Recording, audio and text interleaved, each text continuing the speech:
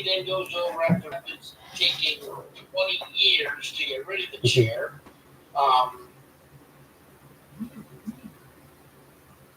Takes all the cushion of the turnbuckle and goes to hit Cody and it doesn't. Cody goes in and it doesn't. And then he goes and hits his upper rib on the little bolt there. And then that was it. That was enough for Cody Rhodes to then give one crossroads. Not two, not three, like he had to do to beat Roman Reigns, or, it's just one little crossroads, and that was it. Match was over. I did not like the ending. I thought it would have been better if Cody did 2 or 3 crossroads like he's always doing, but instead, one little crossroads takes the viper out. I did not like it. The match was good, but I can't give it anything higher than a solid B. All right. WrestleRand, thanks for joining. After that, we then went to they have it listed as a Riyadh Boulevard street fight, where it was Rhea Ripley taking Raquel Rodriguez. I'm going to go first for this one. And if you're going to call it the Riyadh Boulevard street fight, this thing better go out onto Riyadh Boulevard. Right. Somebody can pick up the stop sign or parking. Yep. Like I said, I'm on first. And they showed sort of vignette before of how both Rhea and Raquel came into the performance center together and kind of leaned on each other. No idea they ever had that type of friendship early on. And they really, really had strong chemistry in this match. This was probably one of the better performance-wise matches we've seen Raquel in a while. Her endurance hasn't been the same since she came back from her little last health crisis that she had. But this match went over 14 minutes long, so it's a long match for her to be in. Raquel kind of, I'm not going to say dominated, but controlled the match for the first 2/3, 80% of it. As soon as Rhea Ripley got kind of, one foot up and, took charge, Roxanne Perez came in, and she, eventually had a trash can put over her head and then kicked. That was funny. So that was it. She was done. She was no longer involved. Raquel balanced a table in the corner on the ropes. Somehow, Rhea was able to force the bigger, taller Raquel up onto the table, and they gave her a monstrous riptide off the table into the ring. Splat, down goes Raquel. Then Rhea Ripley gets the win. I know both women probably have some nice bruises along their midsection for the kendo sticks on Rhea, and the back from that belt on Raquel. But it was a good match. I'll give this one my second straight solid B. All right. Yeah, this match was hard hitting. I mean, I really thought that in the beginning of the match, Raquel was dominating Rhea. Raquel has improved so much in the ring over the last year or so. But yeah, this match was brutal. I mean, they hit everything. They hit each other with everything. I mean, I was a little disappointed that nobody sponsored the table. Had to leave that out. It was just, like you said, when Rhea got tied into the ropes and she was getting hit with that kendo stick, you could actually see and hear the pain in her, you know, in the screams and everything. That wasn't fake. No, that hit just like with the belt. She hit her with that. But I thought this was a really good match. It was a nice second match that I enjoyed watching. I think the right person. Um, I think the right person got the win. To be honest with you, I was, you know, when you said when we saw Roxanne come out, I was surprised that she didn't really get more involved. But I don't think she could have since Rhea stuffed the trash can over her head, which I thought was funny because after that we never saw her again after that. So, but yeah, I enjoyed this match almost as much. No, this isn't going to make any sense, but I enjoyed it almost as much as the Cody Randy match. We gave it the same grade. I gave this one my second straight A minus as well. Okay. After that, we then went to a singles matchup. That was a matchup between Sami Zayn and Karrion Kross. Chip, you're up first. Okay.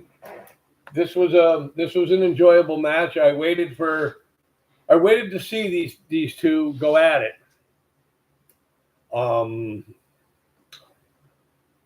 Karrion Kross has just been, like they said, the devil on Sammy's shoulder, on a few other people's shoulders for the last couple of weeks.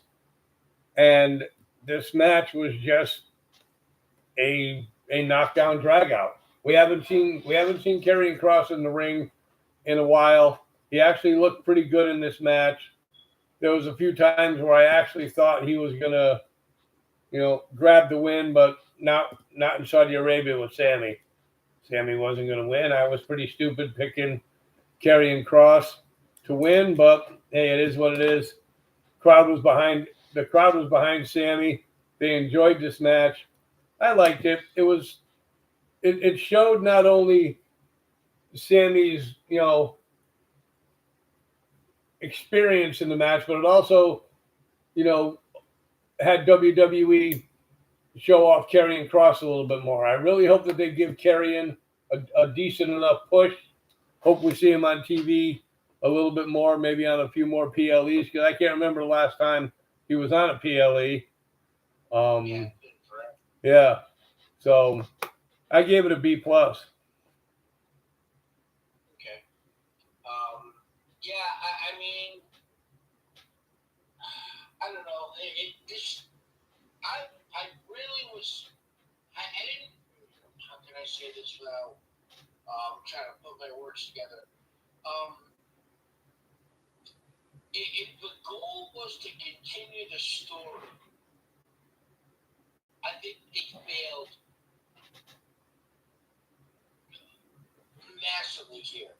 Because the whole thing is Karrion Kross wants to be getting in Sami Zayn's head inevitably or teasing that Sami Zayn would have to take some type of heel turn.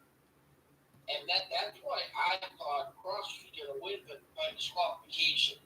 I thought he was going to do things to Sammy that were going to push Sammy over the edge and flip that switch in him and have him go crazy on Kross to the point as to where maybe Sami Zayn would be pushing the referee away, you know, not stopping after a 5 count or something.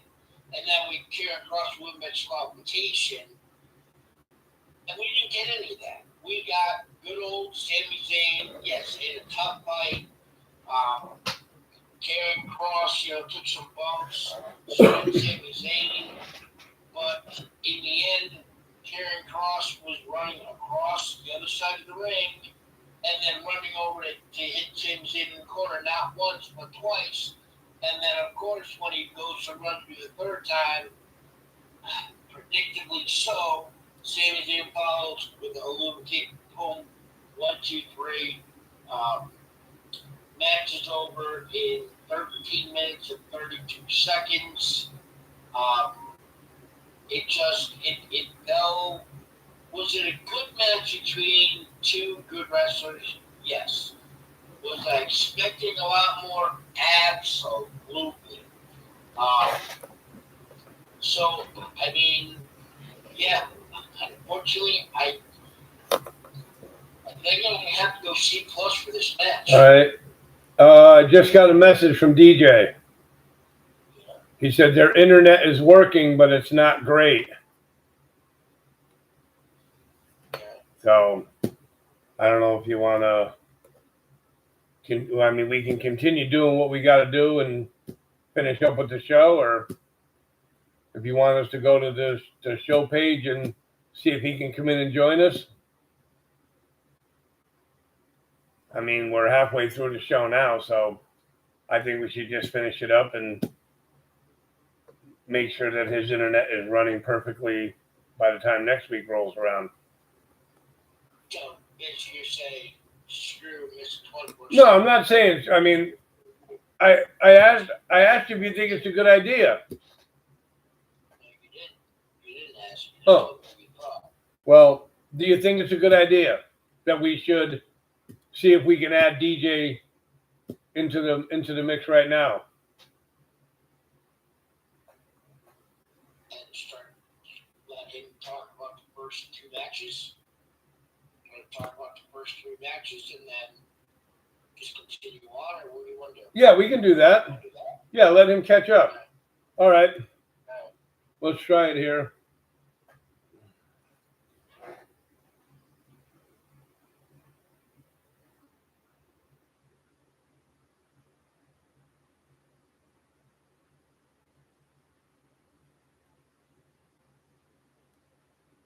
All right, DJ, I'm going to give you a call now. We don't do one ifs or Nuggies news. We just talk about it. So I'm going to call you now.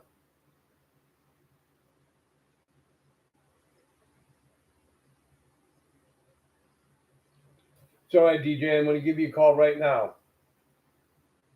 I'm giving you a call right now. Oh, my God.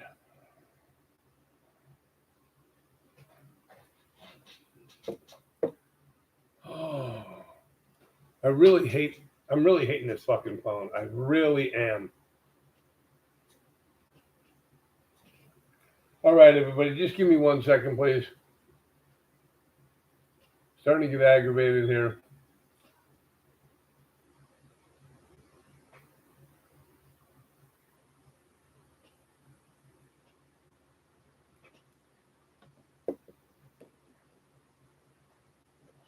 What the hell was the new top rope report one? Where is it? There it is.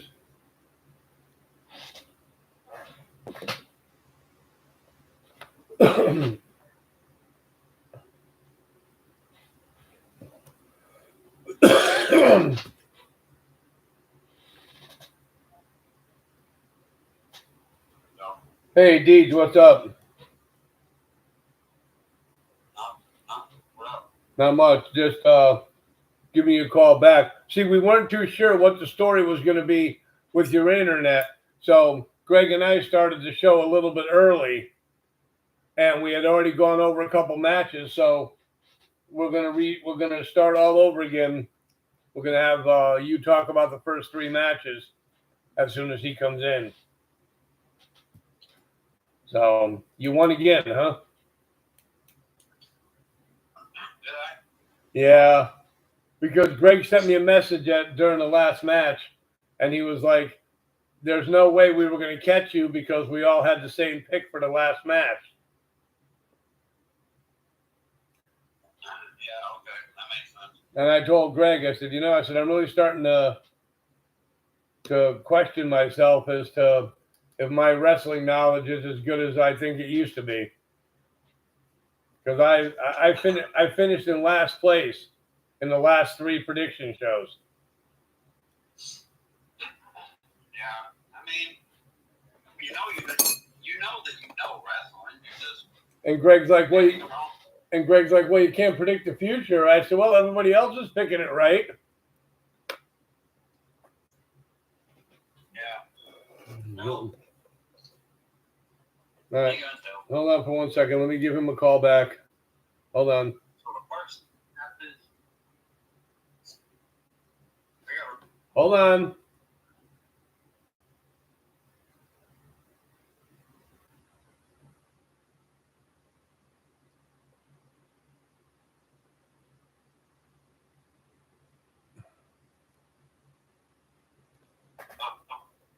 All right, there we are.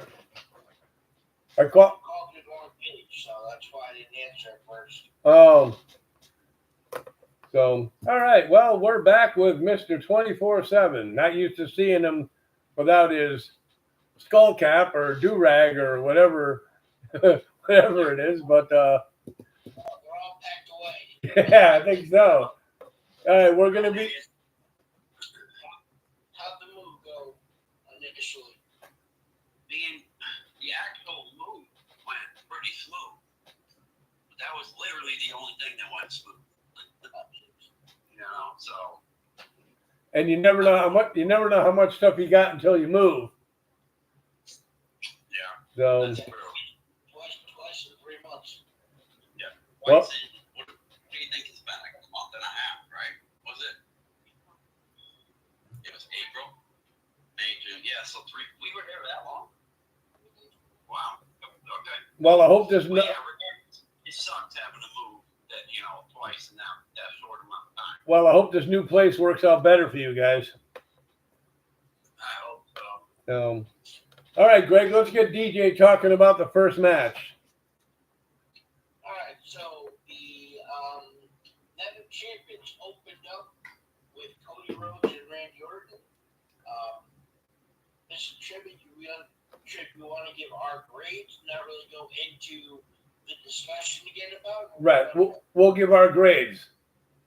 All right, so Mr. 24/7, tell us what you thought of that match. All right, so I'm going off of memory here. I don't have notes or anything like I normally do. So I did like it. I did, obviously, Randy Orton, I'm loving all of it. And him and Cody, they just worked great together. They were able to give us a pretty dang good match. And the crowd was behind it thoroughly, too. And as we were watching, Jets and I were looking at each other like, dude, Randy is humongous. Like, we know he's big. He's a big dude. But he just looked so much bigger for some reason. Like, when he was hitting the ropes, the whole ring was shaking. Like, I'm like, damn, this boy is humongous. But, yeah, it was cool. I thought the RKO that he was able to give Cody, I think they probably could have came up with something a little bit more, I don't know. I don't even know the word I'm looking for. Like creative, I guess. But I didn't mind what we see. Going into it, kind of expecting Cody to win. I don't know. I think I was just a little pissed off, I guess. Not really pissed off, but kind of going into the match like, I know Randy ain't winning, this sucks type of thing. But I thought they gave us a pretty dang good match, especially to start off. They got the crowd going right off the rip, and I thought it was a great way to start off. Now, being that it's over, I'm okay with Cody winning and being king of the ring and all that, because I get what they want to do. The whole storyline and all that. So I get it all. I think just my initial reaction was just like, damn it, man, I really wanted Randy to win there. So, I was okay with everything. I thought it was a great way to start. I went B. Okay. All righty. Yeah, I like I said earlier, I gave it an A-. I thought it was a good way to start off the show. Yeah, I was surprised they're starting off the King of the Ring match. Trips was shocked too. And I remember saying, hey, if you're not going to be the last match, you want to be the first match. Yep. That's what we got. But yeah, I didn't like that. I gave the exact same grade as you, DJ. I gave it a B. Yeah. Then went to the street fight. Rhea Ripley versus Raquel Rodriguez. Trip, what would you give her per grade and whatnot? I gave this one my second straight A-. because, like I said, I thought this was a really good match between the two, and I really like the way Raquel has been performing in the ring lately. She's gotten a lot better. She really took Rhea to the limit. Yeah. I gave this my second straight beat. Wasn't as impressed as with Sugar was. We had the thing with the kendo stick. Forgot to mention the thing over the ring announcers area there. When Raquel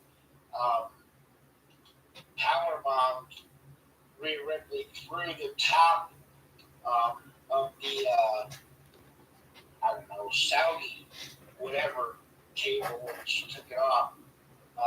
But yeah, I gave this my second straight beat. All right. Mr. 24/7. I thought it was a little better than I thought it would be. I thought Raquel did a lot better than I thought she would do.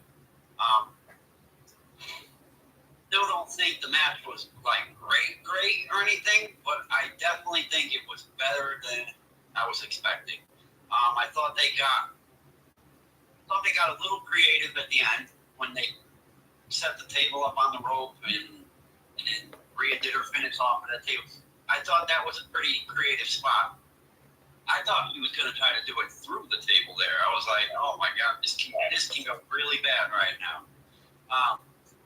But I thought that was a pretty creative spot.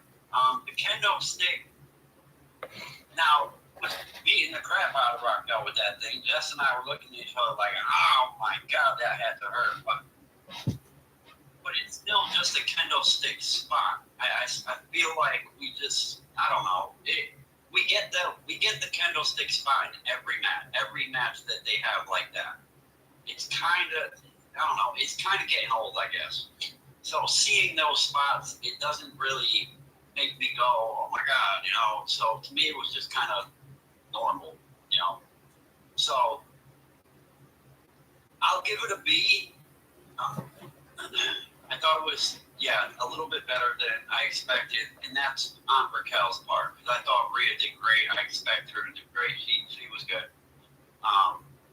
So I'll go also a B. I think the tables are getting a little bit overused as well myself, but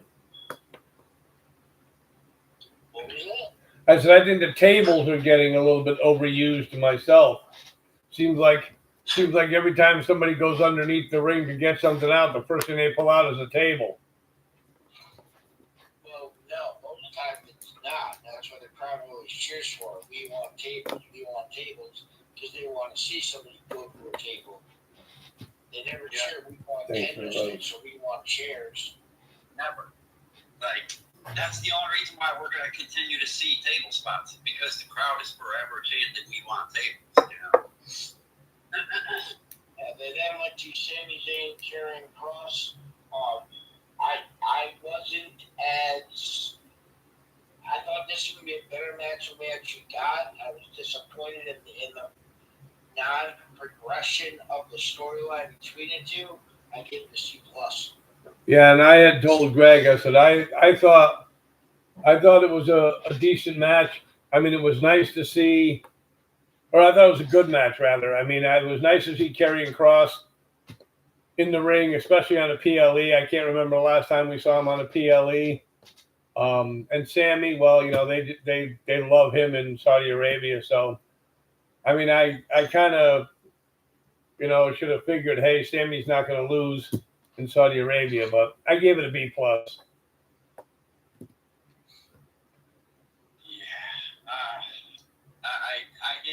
I didn't really care for it.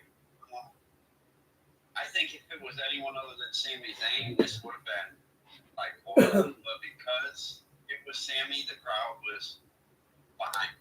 The crowd was behind it just because they were behind Sammy.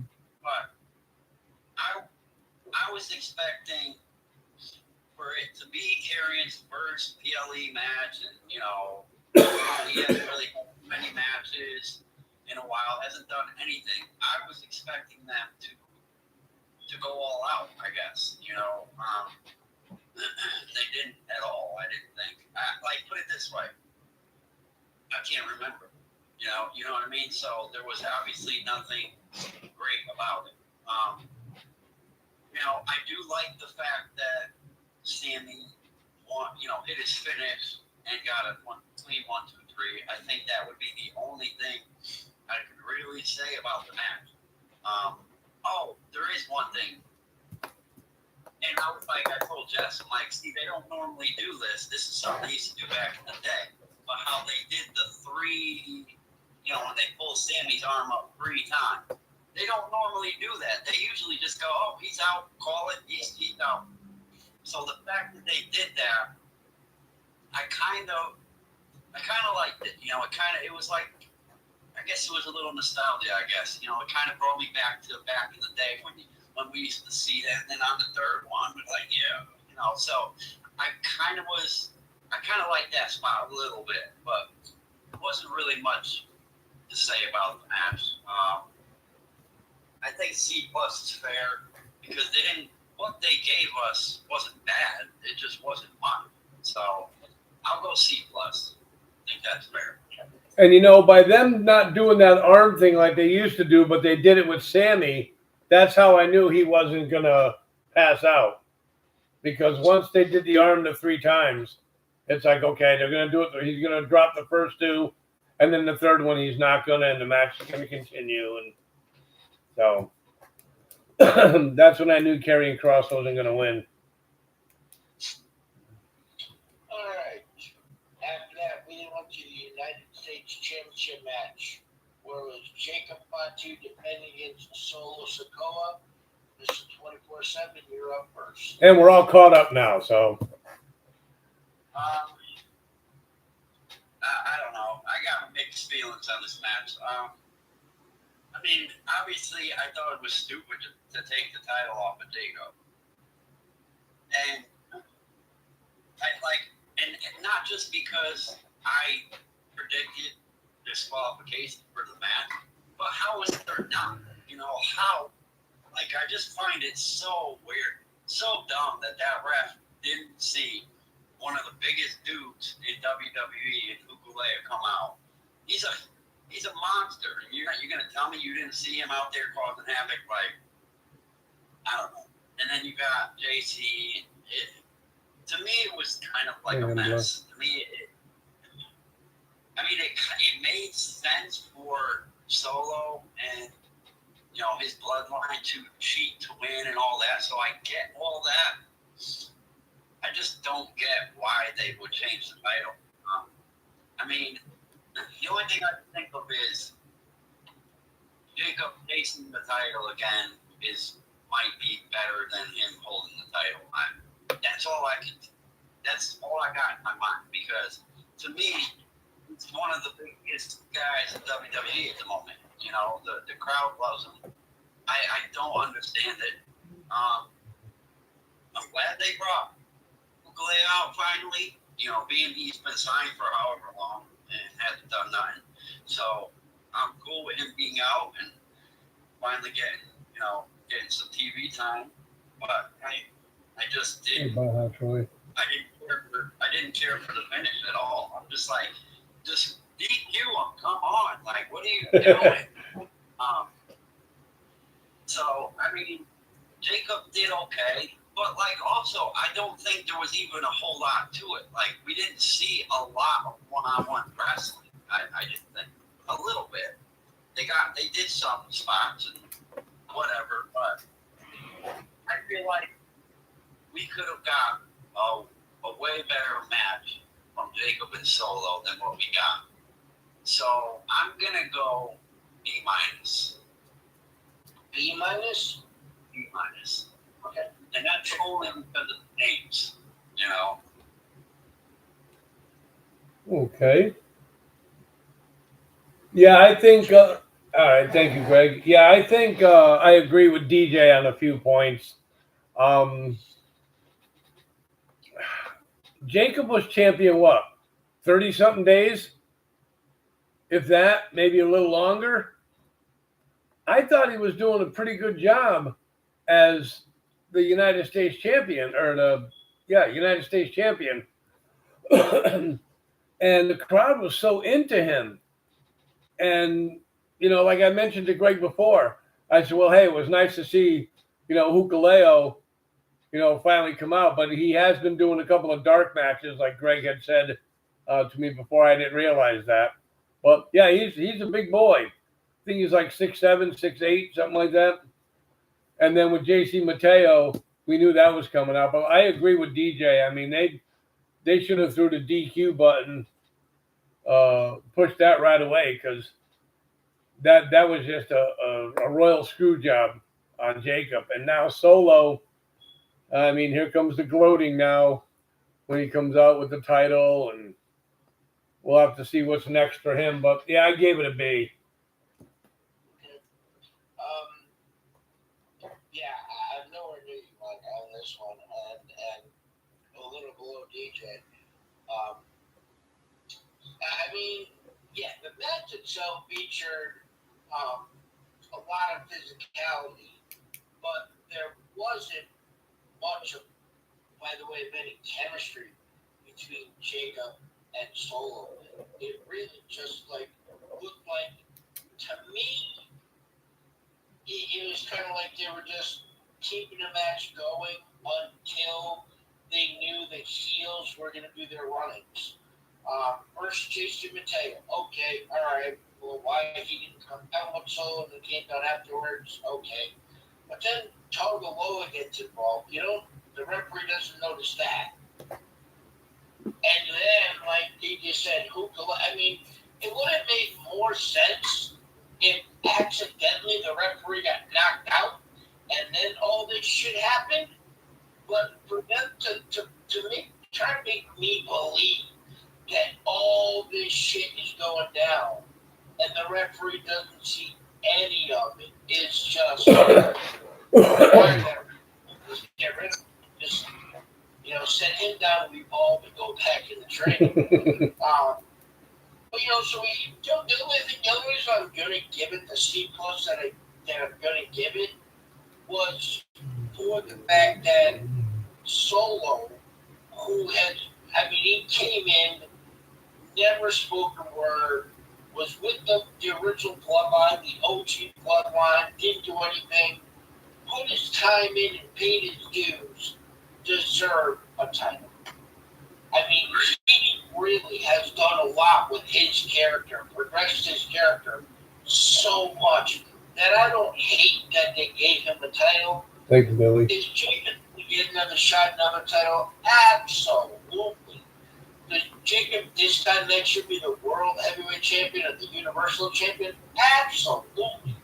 I don't think this would do anything to Jacob Fatu. If anything, it helps reinvigorate Solo's character, which is good. And that's the only reason why I'm going to give this the C plus that I gave it. All righty. Millie, thank you for the roses. After that, we then went to Mike, why did you shut down your TikTok live and then start that over? I didn't. It kicked me out. Oh, okay. After that, we then went to the Queen of the Ring final, as was Asuka against Jade Cargill. Should you lead off for this? Yeah, it kicked me out. I guess it didn't agree with one of our picks, so kicked me out. Yeah, I did not like this match. I thought this match was bad. There was a lot of mess ups in this match. I was disappointed that they didn't give Asuka the win. But then again, I'm okay with Jade Cargill winning, because I mean, either way, I really don't think Jade Cargill is going to battle Tiffany for the title. I think Naomi's going to cash in and eventually beat Tiffany, and then Jade Cargill will challenge Naomi, because I think that's what WWE would like to see after what Naomi did. But yeah, I mean, this match could have been a lot better. I mean, they even talked about how she leaned back too far on the finish and kind of messed that up too. But yeah, it just didn't look good. I mean, the match didn't go that long, and when she 7 minutes, when she got the victory, it was just, I mean, yeah, I'm okay with it. I gave it a C minus. Yeah, I'm up next. Yeah, this definitely absolutely was the worst match of the night. Um, there was no chemistry once again. Um, and, they had their little matches last year when it was for the tag team titles. Um, and that match was okay, but there was just, like, Jade, to me, looked like she was more interested in showing off her look than how she was performing in the ring. And I mean, I know Asuka's only been back for about a month since her 13-month layoff, but man, I don't know. This just Asuka didn't look good. Jade Cargill looked like Jade Cargill, and yeah, I mean, I did not like it, Sam Ham. I did not like the green eggs and ham. I've got to go D plus. I really thought it was bad. Now, Greg, do you think Asuka looked as bad as she did because she's never been in the ring with Jade and she didn't know what to expect? No, she's been in. Did you see her? Oh, that's right, the tag teams. That's right. I mean, so they had some chemistry then, but it was just not evident in this match at all. Okay, yep, that's right. They were they went against each other in tag team matches. Okay. Yeah, Bianca and Jade won the title from the Kabuki Warriors. The Kabuki Warriors, yep. Mission 24/7, you're up. Yeah, it was bad. It was horrible. It's sad because Asuka, to me, is one of the better women's wrestlers on the whole roster. So, I mean, I get that when you don't have chemistry with one you're in there with, it kind of makes it hard. But I feel like Asuka is good enough to have been able to kind of work around the non-chemistry and kind of make the match better than it was, and we didn't get it at all. And like the finish of the match was just it was ridiculous, especially because of the move Asuka's doing now. Her finish move now is just ridiculous. Every bit of it was like I can't even think of one part of the match that I was like, ooh, that was good. No, there was not even nothing. I mean, for this to be our Queen of the Ring finals, that's horrible. That sucks. There's no way I can give it any sort of great, like, I'll go to D. I mean, and it sucks because I hate to give a D to any wrestler when they're out there giving it their all, they're doing their thing. It's hard to do that, but this is to become our Queen of the Ring, and yeah, it was bad. So I'll go D. And was it near that Jade overcooked her pin at the end? Like when she went back way too far and looked like she almost flipped Asuka over. Yeah, that's what I mentioned. I said she screwed up the pin at the end when she leaned back too far. Yeah. What's up, Wrestle Rant? All right, then we went to the main event of the evening, as it was for the WWE Undisputed Championship, as it was John Cena defending against CM Punk. I get to lead off. So we have 20 years of history between CM Punk and John Cena. They've been going back and forth. Last two shows, Cena relived the pipe bomb, and then on SmackDown, we had Punk come out with the jersey and then everything. So it was good. They were going, back and forth.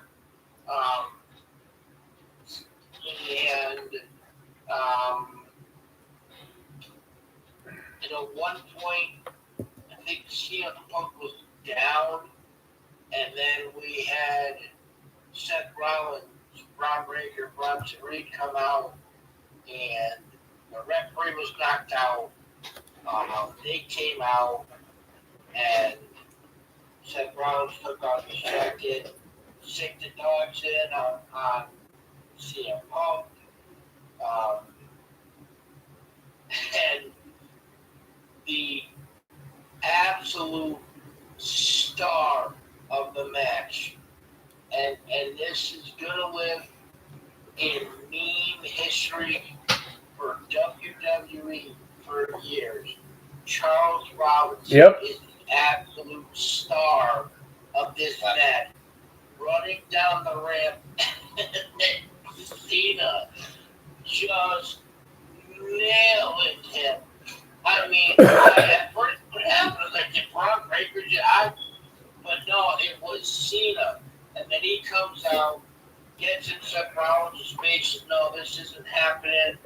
Gets him an AA. He doesn't, thinks GTS. I thought that was it. I thought CM Punk was going to win. But no, Cena in the end walks out with the title. We had Penta show up, Sami Zayn show up. All it just, at that point, it got to be way too much for me. Like they're trying to get that same thing as the end of Roman and Cody with all the people coming out. It didn't have the same effect for me. But it was two guys that wrestled many times, that have a great history with each other. They may not be as fast as they were, but they know how to put on a good show. I'll give this. Yeah, I'll go solid B. Mr. 27. Yeah, it definitely. It was definitely overbooked there, and toward the end there. Yeah, 15 people. Come on, let's go. I Half the screen. I don't even know how to explain it. Like, I'm okay with seeing like a Penta and a Sammy coming out just to kind of get the TV time, give them something to do on this show. I get it. But it kind of was a little too much for the match. I thought Punk and Cena did okay when before all the craziness happened. I think they definitely showed their age because when you think CM Punk, John Cena, I'm thinking 5-star match in my head, but being that they're older and they're slower, and I still thought they did pretty good for a while there before, like I said, before everything started happening. They did the whole thing where we've been seeing a lot over the past few years where they're doing each other's moves on each other and kicking out. That would be one thing I guess that I would say is that I feel like, and not just in this match, I just feel like overall, they're ruining each other's finishing moves by doing them so many times and kicking out. It's kind of like they don't mean anything anymore. But, and like when Punk did, he did Cena's submission on the STF, whatever. It just looked so bad. I was like, because when he's got him, he didn't even have him around. He didn't have him around his nose. Yeah. At all. At all. And I get like it was Cena trying to get out of it, but it wasn't a good spot, I guess. I don't know. Oh, I guess the one thing they did the callback to where when Punk went out to shake his hand and Cena hugged him, and then they, do the close up on his face, and he gives you that face like, oh yeah, I'm turning out type of thing. So I guess it was a callback for when he did it to Cody. I'm okay with it because it's not like Cena hitting his opponent with the title where he's doing it every match. At least with this spot, it was only done that once, and they brought it back to do it one more time. So I was okay with it. It was weird to see, to even have Cena hug him at first, like take the handshake and hug him. I think they were kind of going kind of get the people thinking like, oh, is he going to turn babyface? You know, when is he doing it? Whatever. But I don't know. It was okay. It was just a whole lot, especially when everyone else came out. I thought him not hitting Punk with the title, like I just said, like he's been doing every match, for it to not happen this time, I liked it. I was okay, you know, because that whole thing's getting old. I get that they're doing it. It's kind of part of his whole heel. You know, I get it, but I was kind of happy they didn't do it this time. It was all right. I don't know. Like I said at the beginning, when you think Cena Punk, I guess you're kind of expecting a lot out of it, you know. And I think we just got enough. I guess we got enough out of it to where it wasn't bad. It was a pretty good. It was a pretty good way to end the show, I suppose. You got Cena walking away with the title, which I think was expected. You know, we all picked it. So it was expected. I think it sucks for Punk. I think, like, I wouldn't have been mad if he won. If he won the title there, I think they would have got a huge Punk is pop. Like, it would have brought the house down, I think. But I understand that, again, for the storyline they're doing, I get where they're going and why that had to happen. I think they could have went without Sammy. Again, I'm okay with seeing them, but I think they could have went without all that. I think we expected Seth to be there with the briefcase, maybe make a cash in or something like that. So I wasn't really surprised with that. I think it was just kind of part of that we expected to see. So I'll go. You know what? I'll give him a B. Okay. All right, thank you. Okay, we got 13 people in there, guys. Come on, let's support the live, support the podcast. Thank you for coming in. Yeah, this is why. I mean, the reason I gave it my third A grade for the premium live event is because A, it's John Cena and CM Punk. I mean, these guys are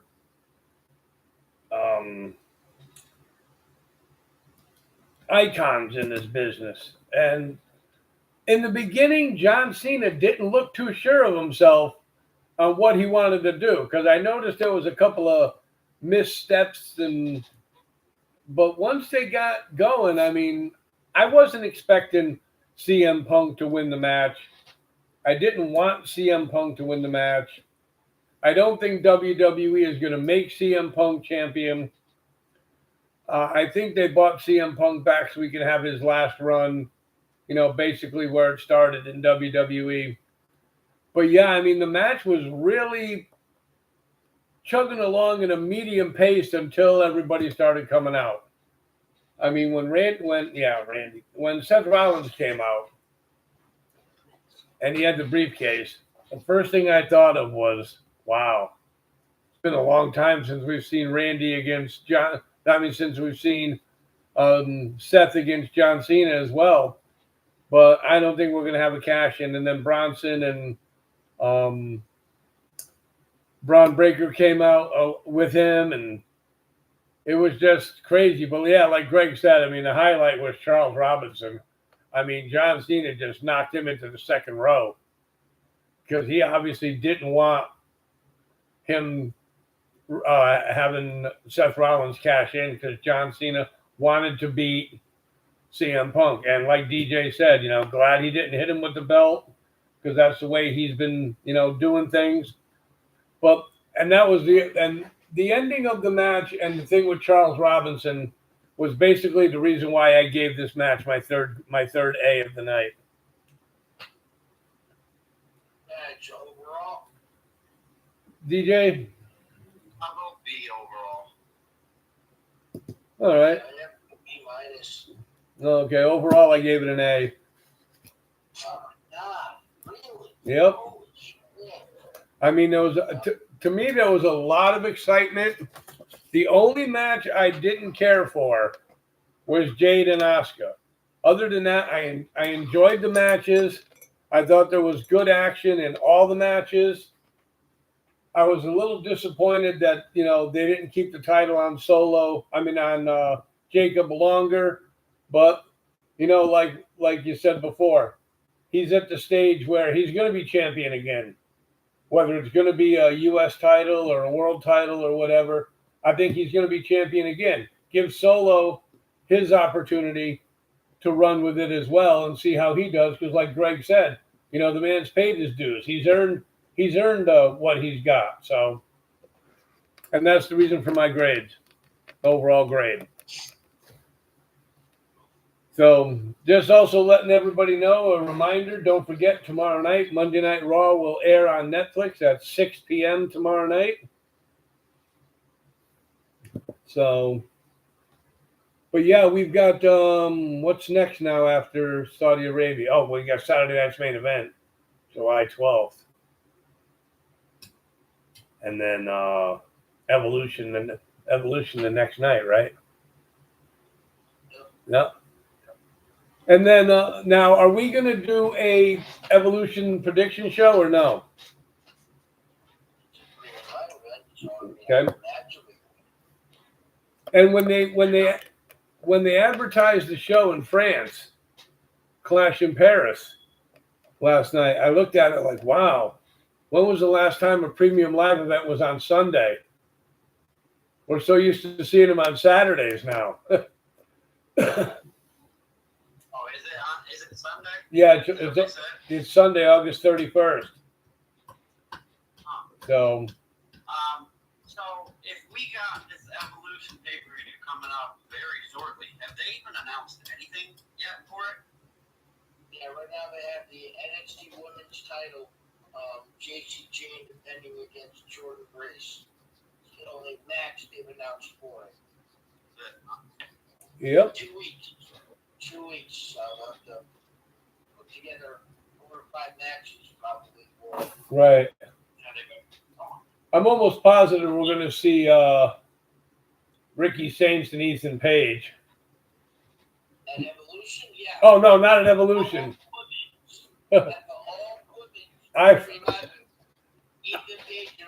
I was thinking about something else. Obviously, so. I feel like they have something going maybe with Bliss and Charlotte. They're kind of, have them. I don't know. They're working on something, I feel like. So maybe we see them in some capacity there. I mean, I feel like they have to at least put a couple big names on the pay-per-view, no? Well, I think take that little tease. Adam Pearce and Nick Aldis talking about the women's tag division. Maybe they'll have some type of multi-women's tag match deal. Where Raquel and Roxanne, maybe Zarya and Sol Ruka from NXT, maybe the reuniting Bella Twins, and then Charlotte and Alexa Bliss. Probably Natty. Would they have Natty and the other one there as a tag? And Maxine Dupree. Yeah, what's their name now as a tag team? Dungeon something. I know they gave him some kind of name, but the dungeon something or other. Yeah, Greg, has there been anything said about what's going to be on Monday Night Raw tomorrow? Yeah, they announced it last night on the show. Sheamus and Rusev, and then the tag team title match, the New Day against the Judgment Day. Okay. Yeah, they mentioned yesterday on Premium Live event. All right. I mean, do you guys think the Premium Live event would have been a little bit better if the Dominic match was on? If they had the Dominic match on? I mean, to me, yes, because it's a title match. I mean, like I said last time we talked, now you get champions. I feel like all the titles should have been on here, or at least more than what they have. Okay. And I know that they made an announcement last night that the Royal Rumble will be in Saudi Arabia in January. So that's really big. That's really big for Saudi Arabia. Yeah, I saw a meme. I saw a picture, a gift, a GIF, whatever you want to call it today, that showed a picture of like 20 different Power Rangers, and said next year's Women's Royal Rumble is going to look like this. The easy way to distinguish, not that there's ever 30 people in there, when you get like 6 or 7 people, 8 people in there, the easiest way to distinguish who's who is by their wrestling gear. And they're all going to be in head to toe, Catwoman outfits, and it's just, they're all going to look the same. Yeah.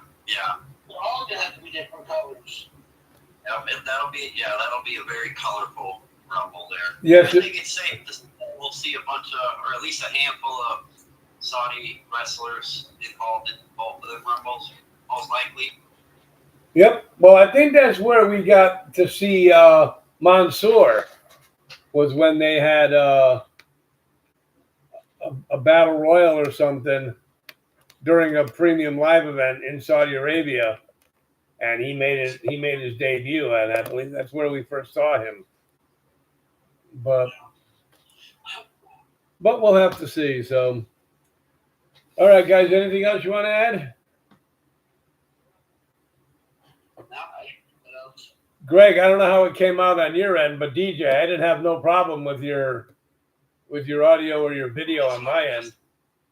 Yeah, that's what I was just thinking too. I was just thinking in my mind, man, that went okay. So, cool. The only thing we were missing was the belt hanging up on the wall and the poster. Yeah, I got to get that all out of the box still. Yeah. Everything out. All right. So I want to thank everybody on TikTok for tuning in. So that's our Night of Champions recap. So on behalf of Mr. 24/7 and the Nokester Greg, this is the illustrious Mr. Trivia for the Top Rope Report, saying thank you all for tuning in, and we'll catch you on Wednesday. Later, guys. Later. All right, everybody on TikTok, thank you very much.